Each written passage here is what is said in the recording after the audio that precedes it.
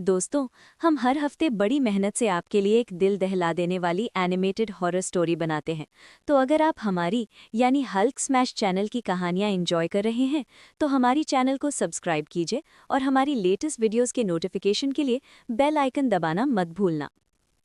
राजा साहब haunted palace. ये कहानी रवि नाम के एक क्रिमिनल के साथ हुई एक रियल स्टोरी पर बेस्ड है।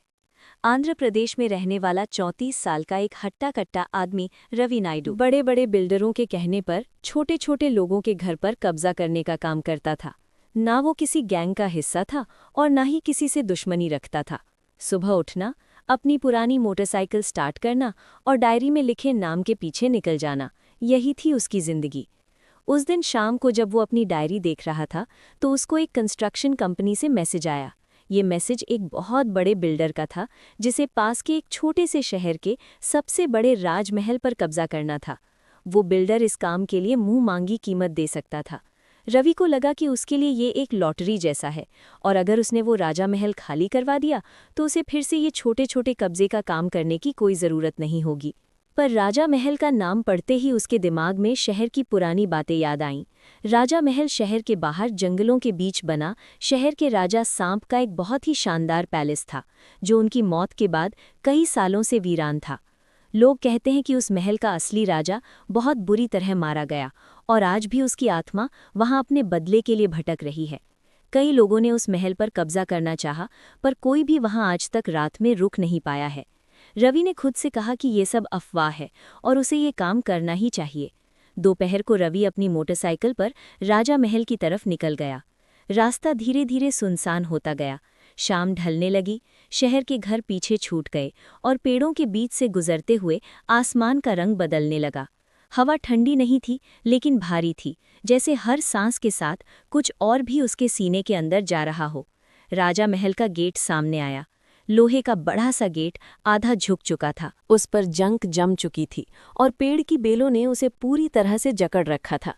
कि रवि ने मोटरसाइकिल बंद की। जैसे ही इंजन की आवाज़ खत्म हुई, आसपास की सारी आवाज़ें भी जैसे दब सी गईं। कोई पंछी नहीं, कोई जानवर नहीं, सिर्फ खामोशी और एक हल्की सी हवा जो जंगल की पेड़ पत्तियां हिला रही थी। ऐसा लग रहा था कि शायद वो हवा रवि को कुछ बताना चाह रही थी, लेकिन रवि का उस पर ध्यान नहीं था। रवि ने गेट के अंदर कदम रखा। राजा महल अंदर से और भी ज्यादा भयानक लग रहा था। ऊंची छत, लंबी कॉरिडोर्स और दीवारों पर पुरानी पेंटिंग्स जो आधी मिट चुकी थी। कई तस्वीरों के चेहरे घिसे हुए थे। पेंटिंग में आंखों की जगह सिर्फ काला रंग था, जैसे किसी ने जानबूझकर उन्हें मिटा दिया हो। रवि पेंटिंग्स देख ही रहा था कि तभी एकदम से उसे ऐसा लगा कि जैसे कोई उसे देख रहा है। उसने आवाज लगाई, कोई है? कोई है यहाँ? उसकी आवाज़ कॉरिडोर में घूमकर वापस आई, लेकिन वो आवाज़ बिल्कुल वैसी नहीं थी जैसे उसने बोली थी। वो थोड़ी धीमी थी, थोड़ी भारी, जैसे किसी और के गले से निकलकर लौट रही हो। रवि ने इस पर ज्यादा ध्यान नहीं दिया और चुपचाप राजा साहब के कमरे में चला गया। वहां जाते ही उसे अजीब से चक्कर आने लगे, तो वो कुछ देर राजा के पुराने से बेड पर जाकर लेट गया। उसकी आंख कब लगी उसे पता ही नहीं चला, लेकिन फिर कुछ ही पलों में एक आवाज़ ने उसे उठा दिया, किसी की चिल्लाने की आवाज़। वो आवाज़ ज़मीन के नीचे से आती हुई लग रही थी। शब्द साफ नहीं थे, लेकिन उनमें एक भूख थी, एक गुस्सा था और कुछ ऐसा था जो बहुत पुराना था। रवि के सीने में एक अजीब सी घबराहट भरने लगी। वो धीरे धीरे आगे बढ़ा और एक कमरे के सामने आकर रुक गया।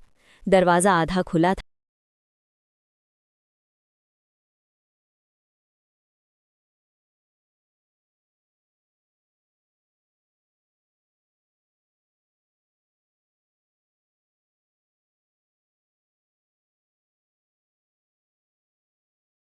उस पल रवि को पहली बार लगा कि शायद यहाँ आकर उससे एक बहुत बड़ी गलती हो गई है।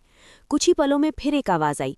रवि के कान के बिल्कुल पास किसी ने कहा, तू यहाँ कब्जा करने आया है। रवि ने पीछे मुड़ना चाहा, लेकिन उसके पैर जैसे जम गए थे। उसकी सांसें तेज हो गईं और दिल जोर जोर से धड़कने लगा। अंधेरे में धीरे धीरे एक अजीब सी चीज उभरी। वो आदमी जैसी थी, लेकिन पूरी तरह नहीं। उसका शरीर काले धुएं जैसा लग रहा था। चेहरे पर आंखों की जगह सिर्फ गहरी खाली जगह थी। उस आदमी के हाथ में एक पुराना यंत्र था, जिसमें सूखे बाल और छोटी छोटी हड्डियां बंधी हुई थीं। फिर उस आदमी की परछाई से एक हंसी की आवाज़ आई, बहुत धीमी सी हंसी। धीरे धीरे वो धुआं उस आदमी की परछाई एक भयानक तांत्रिक में बदल गई। उस तांत्रिक ने कहा कि वो भी कभी कर्ज में था। उसने बताया कि इस महल के राजा ने उससे उसका हिसाब देने को कहा था। राजा ने उसे काले तंत्र, बलि और खून के कामों के लिए राज्य से निकाल दिया था। और फिर अचानक से वो कमरा बदलने लगा। रवि ने देखा कि राजा महल अपने पुराने रूप में आ गया था। दीवारों पर रोशनी थी, सामने एक राजा खड़ा था, लेकिन जंजीरों में जकड़ा हुआ।